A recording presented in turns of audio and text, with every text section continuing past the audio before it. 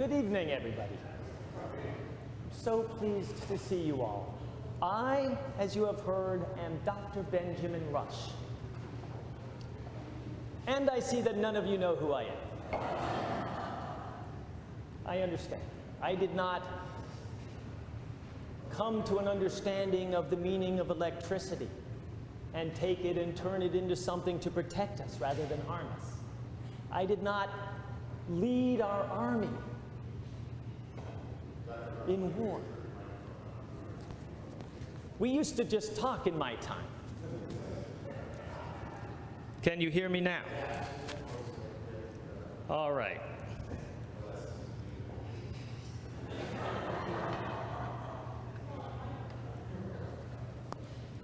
If Mr. Adams had had this, he could have continued shouting at people in an even louder voice.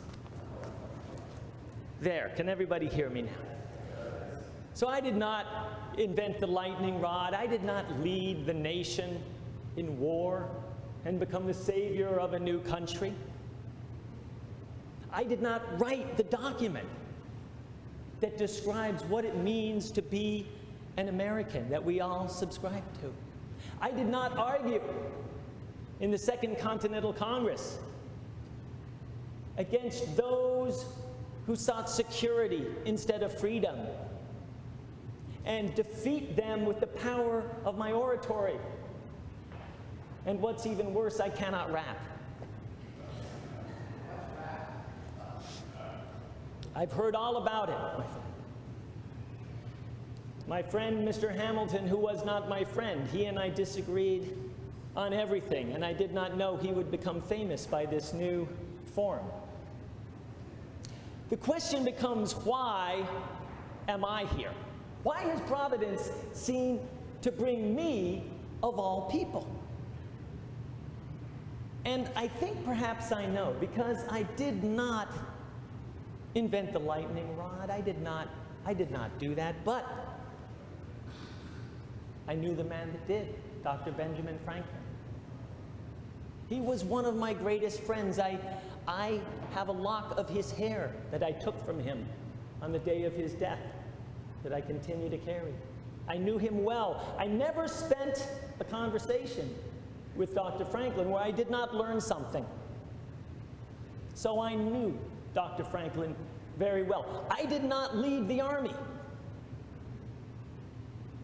I did not win the Battle of Yorktown, but I knew General Washington very well. We had what you would call a complicated relationship, and I will tell you about that. But I was there with him in some of his most stirring moments. I did not write the Declaration of Independence, but my great friend was Thomas Jefferson. I knew Jefferson very well, and I became one of the people who fought to get his ideals to defeat those of Colonel Hamilton.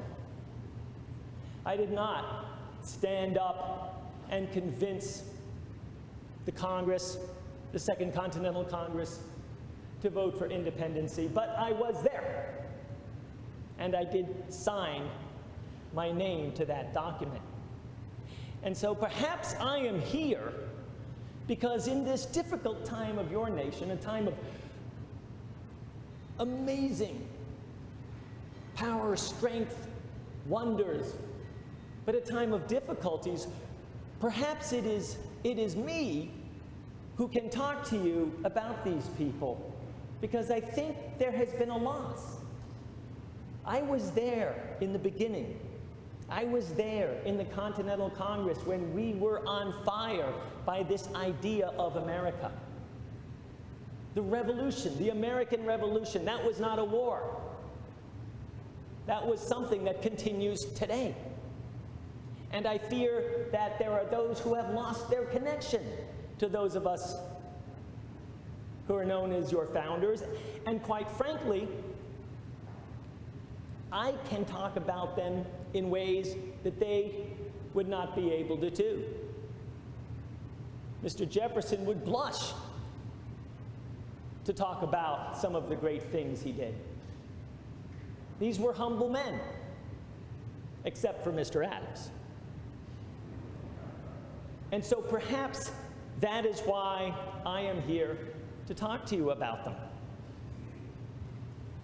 I'm going to talk a little bit about myself so that you know to whom you're speaking, and I'm going to use these notes because I must say that if I had one great defect, the one that probably destroyed me as a politician, it was that I used to talk too much and in too varied a way.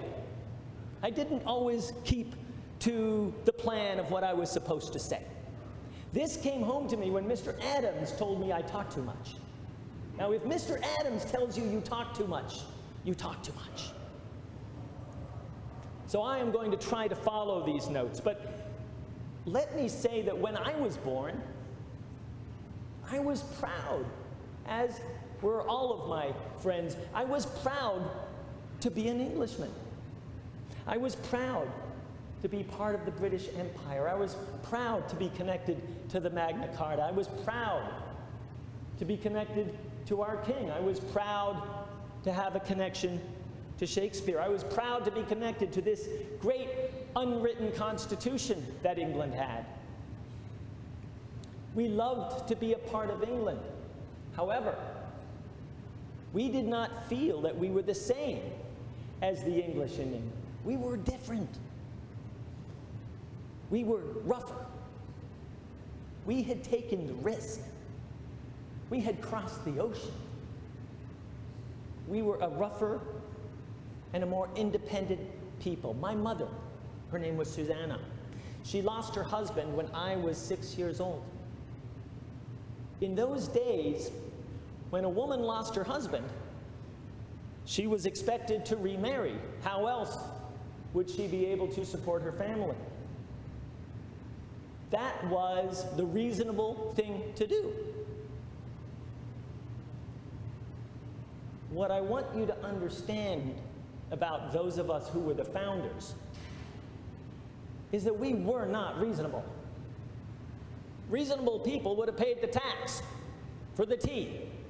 Wasn't that expensive. It saved us money, actually. We were not reasonable when it came to issues of our freedom. And my mother was not reasonable when it came to supporting her family and seeing that her family had the opportunities that we required. She came to Philadelphia and she opened a shop. She had 3 pieces of property that she inherited and she rented them out.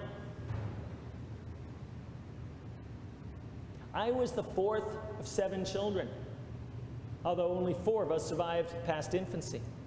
And we lived outside of Philadelphia.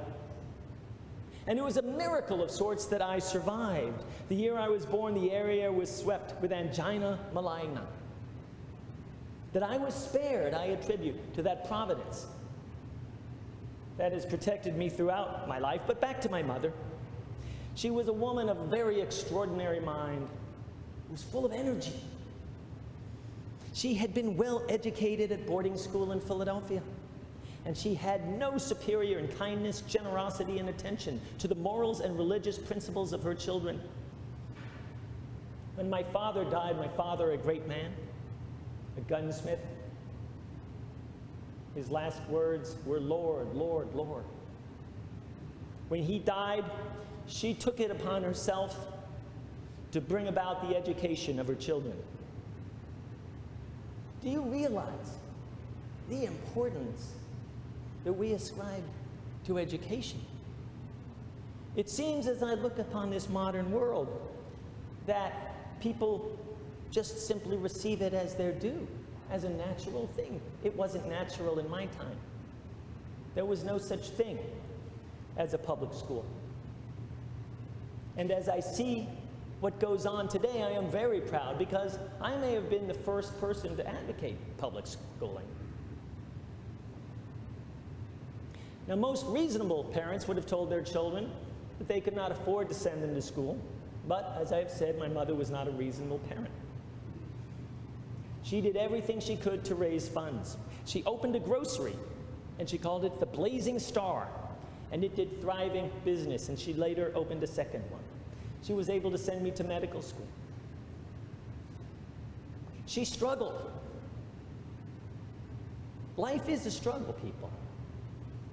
And the greatest government in the world is not there to protect you from struggle.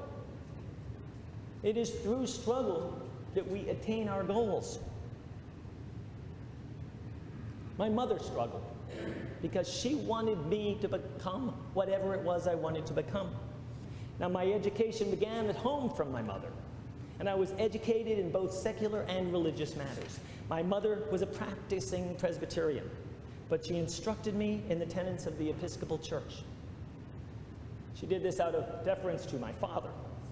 However, she did one day take me to the Second Presbyterian Church in Philadelphia, and I listened as the Reverend Gilbert Tennant told me of what he called the Great Awakening. The Great Awakening. He called for all the sinners in colonial America to come back to religion. My religious evolution took turns throughout my life, but it was always centered on that greatest of all books we have, the Bible. I helped establish the First Day Society, which was responsible for America's first Sunday schools. And I helped establish the Bible Society of Philadelphia, America's very first Bible Society, and yet I understand that it was of primary importance in this great country that people be allowed to worship as they please. People called me all kinds of things, a heretic, an atheist, a madman, because I fought against religious oaths that the Constitutional Convention of Pennsylvania wished to put forward. Please understand, I said, I am a Christian. As a matter of fact, one time I was asked to what party I subscribed, and I said, I am a Christocrat.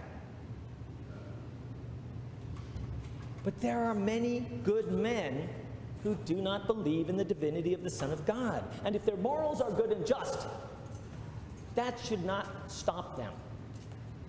This was one of the things that brought us here. Of course, we're in the great state of Pennsylvania. William Penn, who came here to Pennsylvania in part because it was illegal to practice his religion where he came from. He was a Quaker. And so he came out here. My friend Thomas Jefferson, he wrote the Bill for Religious Freedom in Virginia, the first such bill ever created. An amazing document. And I've been told that on his epitaph, he has it listed as one of the three great things of his life: the creation, the writing of the Declaration of Independence, the creation of Virginia's Bill of Religious Freedom, and finally the creation of his college, the University of Virginia.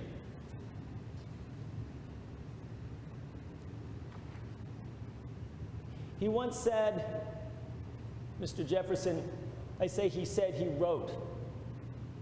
When he wrote, he often got himself into trouble. When he talked, he never got himself into trouble. But what he wrote was, what care I if my neighbor worships many gods or none at all? It neither breaks my leg nor picks my pocket. And then, for those of you who think that stupidity only began in modern times, people said, well, he's an atheist, which isn't at all what he said. It was illegal to be a Quaker in England.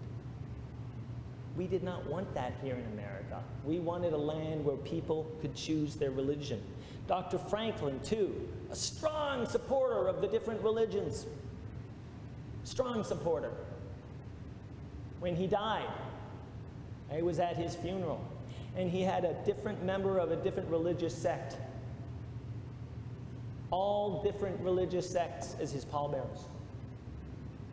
To show with even his final act what his beliefs were about the freedom to make the most fundamental of choices. So people can make oaths and say oaths. It is what is in your heart that matters, and it is what you do that matters. But I get ahead of myself. As a young boy, I attended a school called Nottingham, and it was taught by the Reverend Dr. Samuel Finley. Now, Dr. Finley became a very well-known man. He became the president of the College of New Jersey. So I then went to the College of New Jersey, where I met its president at my time, Reverend Samuel Davis. Reverend Davis was a self-made man, a great man, who knew all about the classics. And it was under his sway that I thought myself quite the poet and quite the writer. And I read the different works that he told me about. I was, in many ways, a wasteful boy. I wasted too much time, but Mr. Davis did his best in that regard. When we weren't learning, we were often working in terms of the agriculture. To this day, I have a cut on my finger. It came from reaping that he taught us. Now, when it came to the end of my early schooling, I had to determine, what do I want to do? How do I want to serve?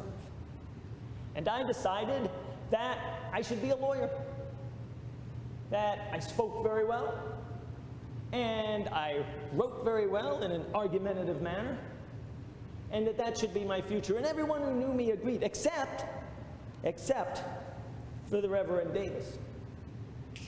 He told me I should think about this very carefully. He said, before you determine on anything, set apart a day for fasting and prayer, and ask God to direct you in your choice of a profession. And so I did that. And it came to me that I should be a doctor. I can't explain it in any other way than providence. It came to me, and I knew it in my heart. And when you know a thing in your heart, you must follow it. Too many people do not follow the thing in their heart because they're following what their friends said. And I must say that all of my friends thought I should be a lawyer. So I'm glad I followed my heart instead. And there were times I thought I made a mistake.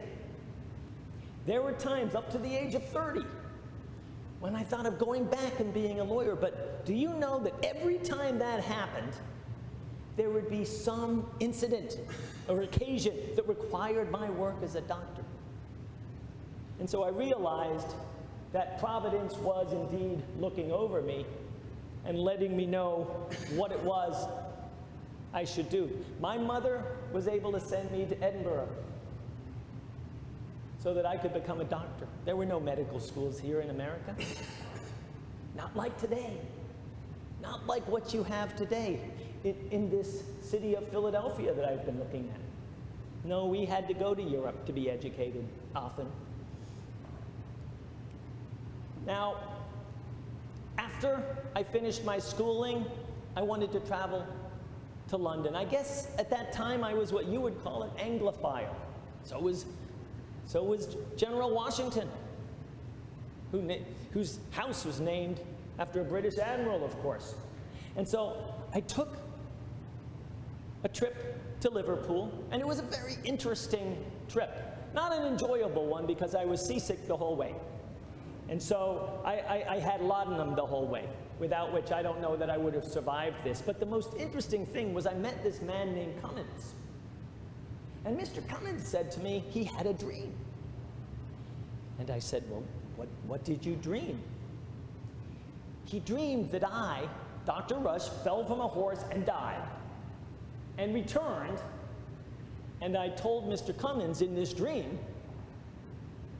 that he was going to die. Well, would you know that the day after he told me this, he went to bed sick, and he died within 24 hours. When I made it to England, the first thing I wanted to do was to visit the House of Lords, and upon entering it, I felt as if I was walking upon sacred ground. A guide brought me to the king's throne, and I asked if I could sit upon the throne. And he said, "That is not usually done with strangers." Well, I talked to him and I was able to convince him, and I sat upon the throne. I wish I could describe the feelings I had when I sat upon that throne. Beyond pride, beyond reverence. This was how we felt about our mother country.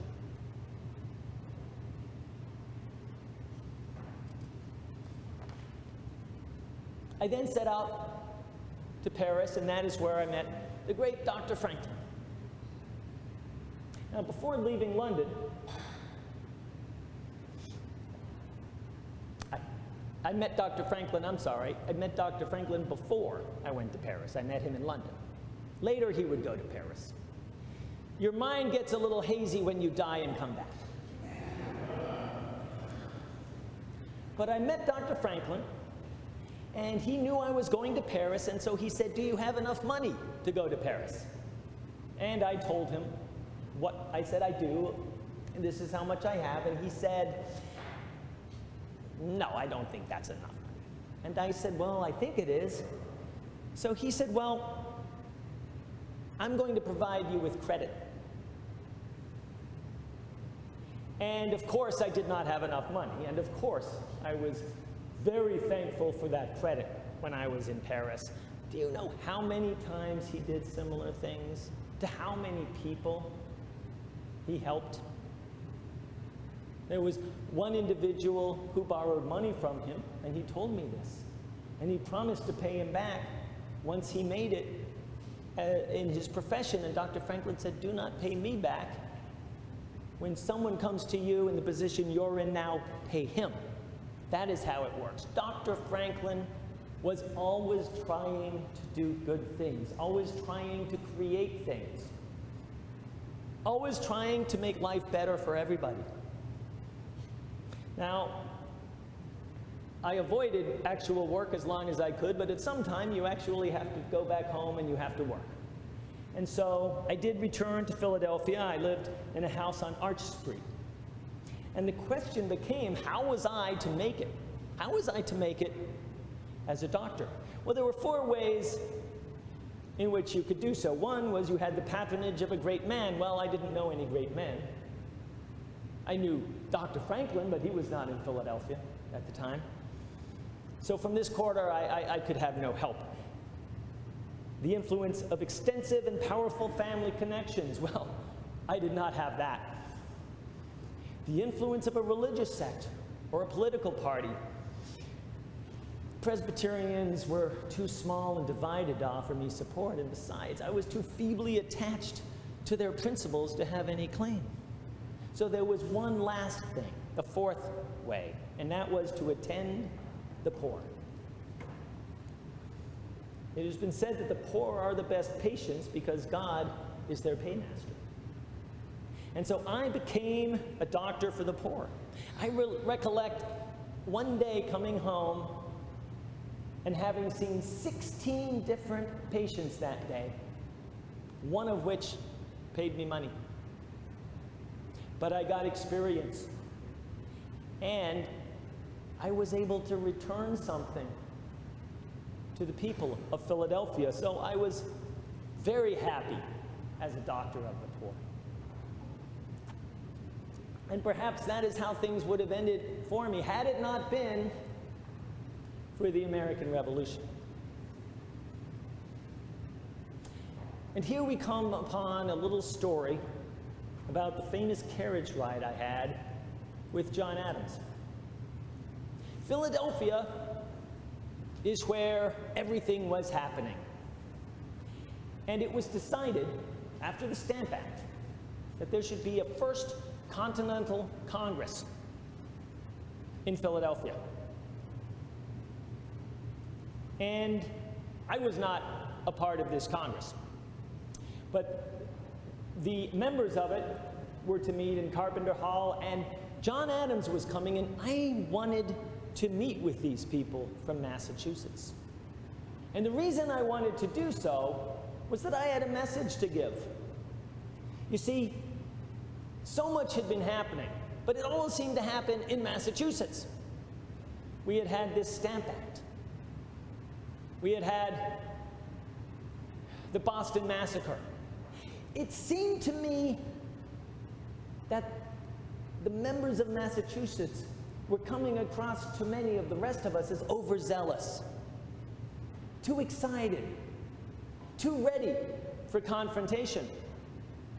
They were not where the rest of the colonies were. And so I wanted to meet with Mr. Adams in order to talk to him about this. And so I met with him out at Frankfurt, and we got into a carriage together, and I told him, first of all, you cannot speak of independence. There are too many in opposition to it. It is not a word to be used. It will excite people, and it will convince people that you are too excited. I also said that Virginia feels that it should be in control of much of this. Virginia is the largest colony. Virginia had the most wealth. And so what I advised Mr. Adams was to take a back seat, to allow Virginia to come forward. He did not seem impressed with either me or what I said, but he followed my advice. Later, I was told by a member of Mr. Adams's cabinet that he had this to say. He said that had he not had the conversation with me, Mr. Washington would never have commanded our armies, nor Mr. Jefferson have been the author of the Declaration of Independence.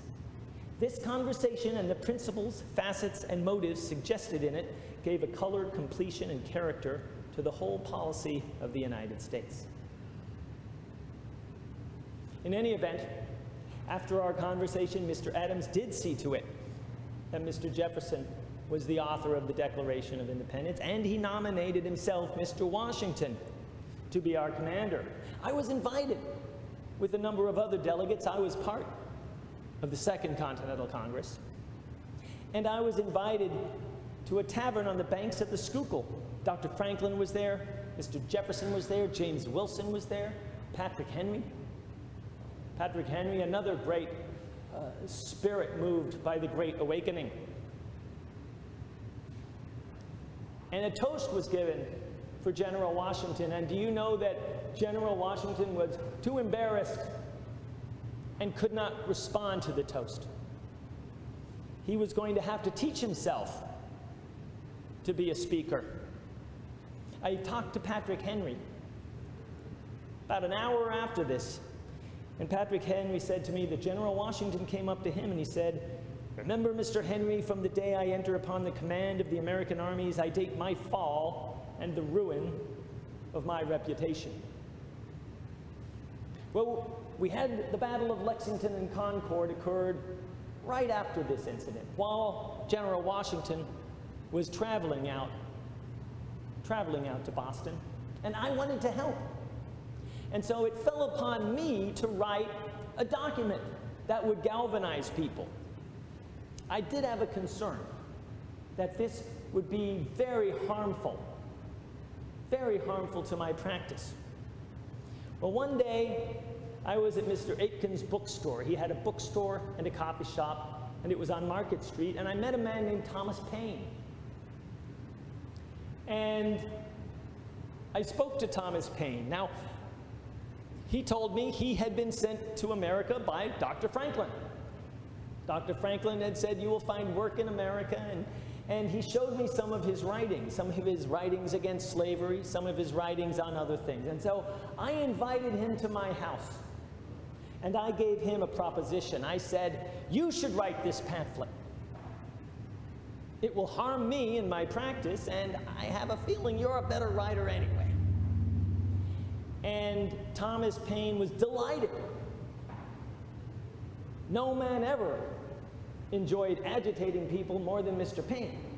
So that was not an issue for him, and he did write the document. Now, I did not help him with the writing of the document, but he came to me with it and he said, "What should it be called?"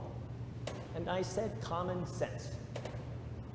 We were not arguing that we had any brilliant new idea.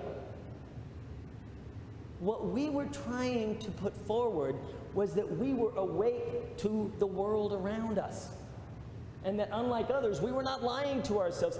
This was no deep philosophical idea we had. It was common sense.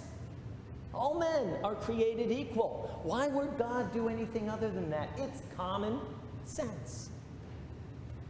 And so the fact that I had that role in helping Thomas Paine along his way makes me very proud.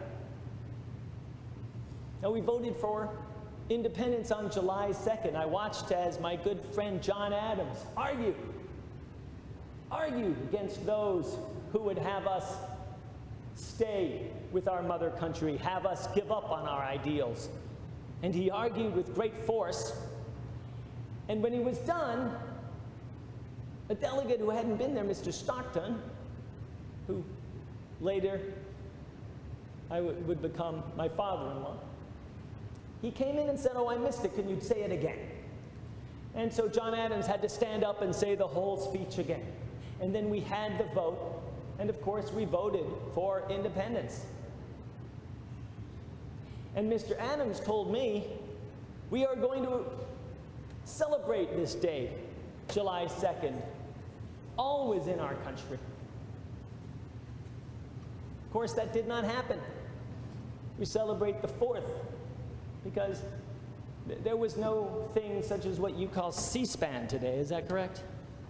There was no ability to see what John Adams said. Only those of us in that room heard it.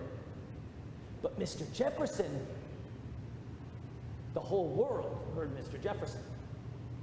And so July 4th became the day that you celebrate. I look at the paintings of us signing the Declaration, and I love the paintings, and they don't remind me of anything that actually happened. These people, we looked so strong and firm, and we were strong and firm, but we were also very concerned. I remember Mr. Hancock, the President of Congress, saying, "Welcome, we are going to sign our own death warrants." And that is how it felt. There was a good friend of mine, Elbridge Gerry, next to Benjamin Harrison. Now, Benjamin Harrison was a big, large man. Elbridge Gerry, a very short, thin man. And Harrison said to him, "I shall have great advantage over you, Mr. Gerry. When we are all hung for what we are now doing, from the size and weight of my body, I shall die in a few minutes. But from the lightness of your body, you will dance in the air an hour or two before you are dead." This was how we felt, so why did we do it? When we spoke about these words, they meant something to us. We spoke about our lives, our fortune, and our sacred honor. Two of those things we were willing to part with for what you have today, for this country, for these ideals. We were willing to part with our lives, and we were willing to part with our fortune. We were not willing to part with our sacred honor. Independence meant war, and war meant that my services were going to be required. But it turned out to be more than just as a doctor. On December the 24th, the day before General Washington crossed the Delaware to attack the Hessians in Trenton, I spoke with him at his temporary residence in Pennsylvania. He appeared depressed. He lamented the terrible state of the soldiers. They were ragged. The army was dissolving. He told me that on the 31st of the month, Many of them were going to leave. Many of them, their terms were up. He was desperate, and he told me he was going to take a great risk. And while I was talking to him, I observed him fiddling with a pen and a piece of paper. The piece of paper fell on the floor, and when he went out to talk to someone, I picked it up. And what that piece of paper said was victory or death. General Washington had decided this was the time to take that great risk. This was the time to either grab victory or to lose it all. Because frankly, he understood that if he did not act, that would be the same as losing it all. People don't always understand that not acting often has greater consequences than acting. General Washington knew that the river was going to freeze. General Washington knew that his men were going to leave, so he did what he did. He created the best plan that he could. Now, the following evening, I was ordered by General Cadwalader to attend the militia at Dunk's Ferry. General Washington was going to cross, and there were two other parties who were going to cross. I was going to cross with General Cadwalader. We could not make it across. The water was too rough. There was a swirling storm, and we weren't able to do it. Ice. Giant pieces of ice floating. General Washington was able to get across. And when we learned of that, we went out to Trenton. General Washington actually crossed, came back, crossed again. We went out to Trenton, and I was called upon to join a council of war. Now, a battle had taken place, a second battle, and General Washington was trying to determine what to do. He asked me to attend this meeting.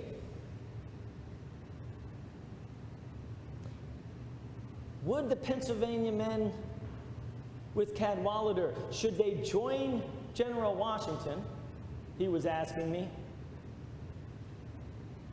or should they be a divergence? Now, to me, there could be only one reason he was asking me this question. I am no military expert. He wanted to know the hearts of the Pennsylvania men who were with Cadwalader. I said to him this. I said to him, I am not a judge of what is proper in the business before this council, but I know one thing well. The Philadelphia militia would be very happy to be under your command and would instantly obey a summons to join the troops in Trenton. They thanked me. I left. They immediately called me back, and they asked me to deliver a letter to Cadwalader. Of course, I readily consented, and at 10 p.m., I was writing to make it out, to give this important letter to General Cadwalader. Now, when I got up to where he was, I saw a fellow I knew very well, a Philadelphia druggist, Sharp Delaney. But he put his cocked pistol into my chest. Who are you? He asked. An old friend, I told him. I don't know you, sir. He pushed the gun in even harder. But then he realized who I was. And I came in, I gave the letter, which I had not read, to General Cadwalader. I was ready for bed now. Well, of course, what did the letter say? Everybody get up! We're gonna go to where General Washington is. So I got back on my horse, and we rode back to where General Washington was. And then, again, I thought I was going to get some sleep when the battle began, and there would be no sleep for quite some time. And this was my first experience with the terrible aspects of war. All was hurry, confusion, and noise, and for the first time, war appeared to me in its awful plenitude of horrors. I wish I could find words to describe the anguish I felt in my soul, excited by the cries and the groans of the men who lay by my side. Perhaps this story from my later life can tell you how I felt about this. There was, of course, a Department of War when we had a new country, and I said that there should be a Department of Peace. There should be a department trying to determine how to avoid war, rather than simply a department to go into war. However, I wrote that if we are going to continue with the Department of War, let's have a more specific inscription above it. Number 1, an office for butchering the human species. Number 2, a widow and orphan making office. Number 3, a broken bone making office. 4, an orphan making office. 5, an office for the creation of public and private vices. 6, an office for creating a public debt. 7, an office for creating speculators, stock jobbers, and bankrupts. 8, an office for creating famine. 9, an office for creating pestilential diseases. 10, an office for creating poverty and the destruction of liberty and national happiness. War should always be a last choice, never a first choice. Now, at the beginning of this war, I saw that the greatest danger General Washington faced was the danger of disease, of smallpox. And I spoke to him about this. I told him that we needed to vaccinate every single member who was going to join the Army, vaccinate them from the smallpox. A lot of people did not believe in these vaccinations. These vaccinations, if we did not have them, that Army would not be able to go forward. But it was here in Valley Forge where I became disenchanted with General Washington. Our hospitals were dens of disease, destruction, and danger. Nobody wanted to go to the hospital because if they did so, they were far more likely to die from something they didn't even have in their body before they went there. A trip to the hospital was considered to be a trip to death. And yet I met with the British doctors. After battles, we would sometimes work side by side. Doctors, of course, caring not which side you were on, but only to cure patients. And I saw how much better they were doing with this. I wrote a very large document for General Washington, and he did not respond.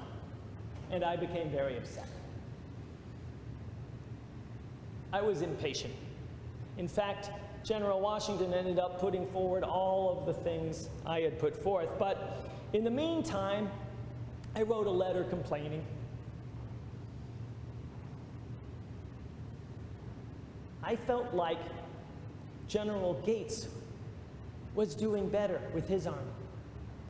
And I felt free to criticize General Washington. Now, to many, you cannot criticize him, but I believed you could criticize anybody. I am from Philadelphia. And so, I wrote a letter to Patrick Henry, and I wrote this: "The Northern Army has shown us what Americans are capable of with a general at their head." Well, I would later discover, although I did not sign that letter, that Patrick Henry showed the letter to General Washington, who, upon looking on it, said, "Yes, I know this man. It's Dr. Benjamin Rush. He pretends to be my friend." General Washington was always proper with me, but of course, we lost that close affection that we once had. General Washington, it did turn out, was the right man. And of course, he was going to win the Battle of Yorktown. He was going to win the war. Meanwhile, I focused on other things. I wrote magazine articles arguing against spirituous liquors which I felt were bad for your health. I wrote, and this did not make my Virginia brethren happy, I wrote that smoking is bad for your health and that it is habit forming. But it was in the area of mental health that I am most proud. I was horrified by the way in which lunatics were treated. Often by locking them in basement cells, they would sell tickets to come look at what they called the lunatics. And I believed that melancholia, depression, was a disease of the body as well as the mind, and that mania was a disease of the brain, and that these diseases had various causes. Hereditary disposition. Its victims should be treated as patients, not criminals or madmen. It was also at this time that I discussed the idea of public schools. And I said something that people found to be very unusual, very strange. I said that boys and girls should be given public schooling. And I proposed a plan here in Philadelphia where we would pay taxes that would provide this schooling for both boys and girls. I wrote this: women must concur in all our plans of education, or no laws will ever render them effectual.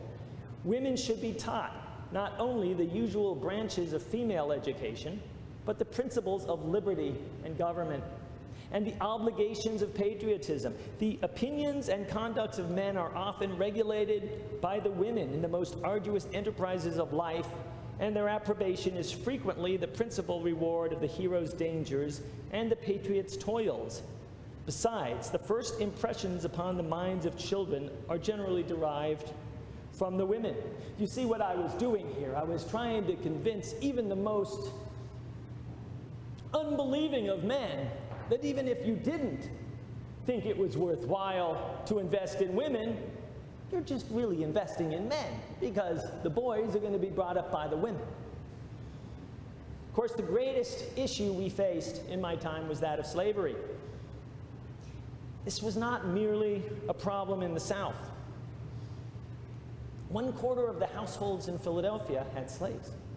And some of the men I knew and I respected, such as Dr. Franklin and Mr. Dickinson, they had purchased slaves. I wrote this. I wrote that, quote, "The intellects of the Negroes and their capacities for virtue and happiness, their ingenuity, humanity, and strong attachment to their parents, relations, friends, and country show us that they are equal to the Europeans. Slavery is so foreign to the human mind that the moral faculties, as well as those of the understanding, are debased and rendered torpid by it. Negroes should be educated in the principles of virtue and religion. Let them be taught to read and write, and afterwards instructed in some business, whereby they may be able to maintain themselves. Let laws be made to limit the time of servitude, and to entitle them to all of the privileges of free-born British subjects." Now, hear what I was saying, because I'm rather proud of this. Because I look at this country today, and I see men and women, black and white, living together. Now, very few people perceive that possibility. Most of my friends who oppose slavery believe they should be returned to Africa. If you look at the writings of those that you call the founders, you'll find very few people who believed, as I did, that the Negroes were actually equal in capabilities and intellectuality, and that they could live side by side. And I understand this country has had its struggles, but it is worth the fight.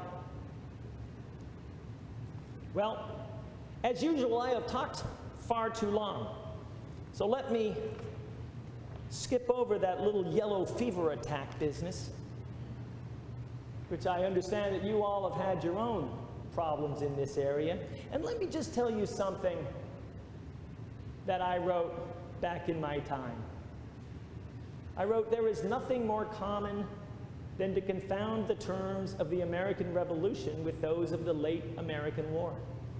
The American War is over, But this is far from being the case with the American Revolution. On the contrary, nothing but the first act of the great drama is closed.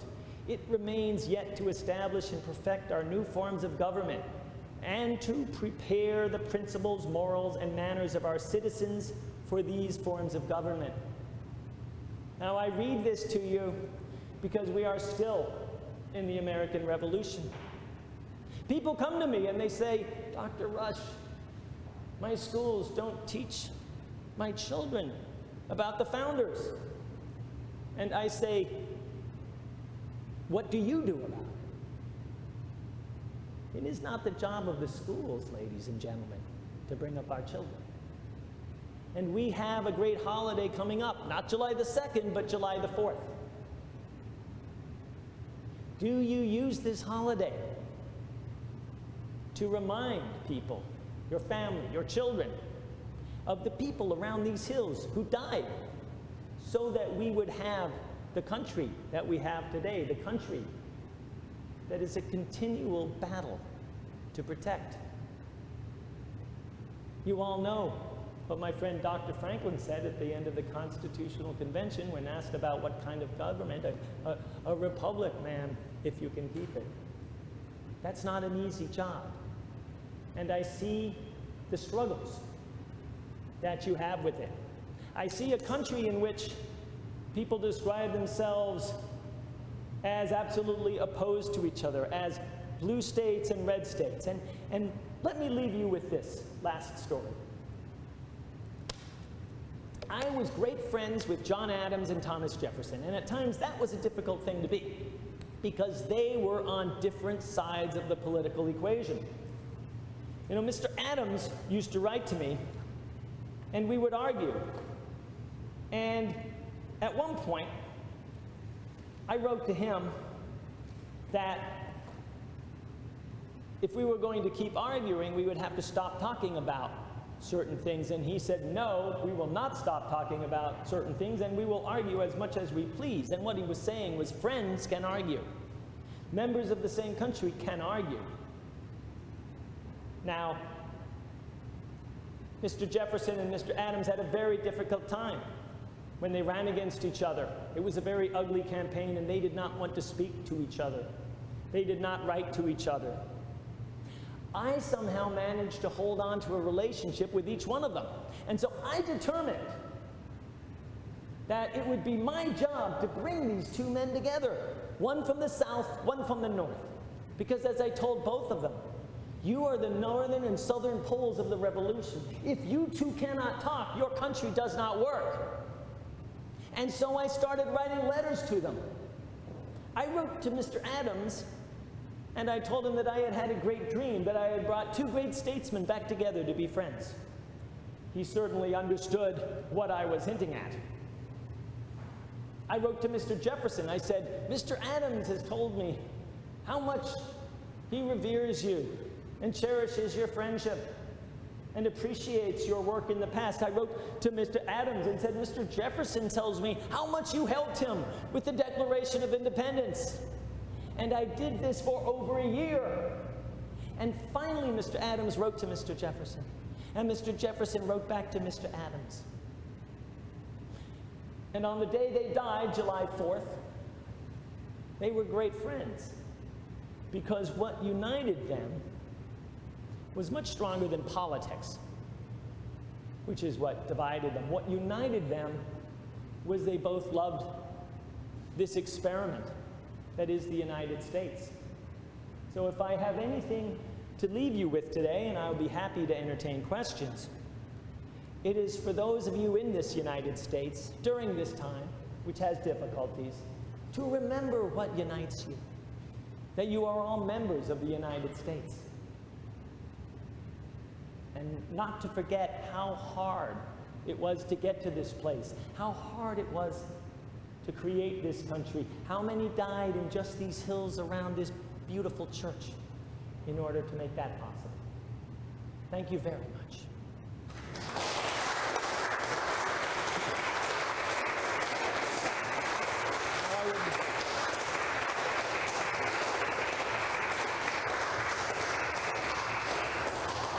Well, Coming back from the dead deserves a standing ovation. I would be happy to answer any questions you might have.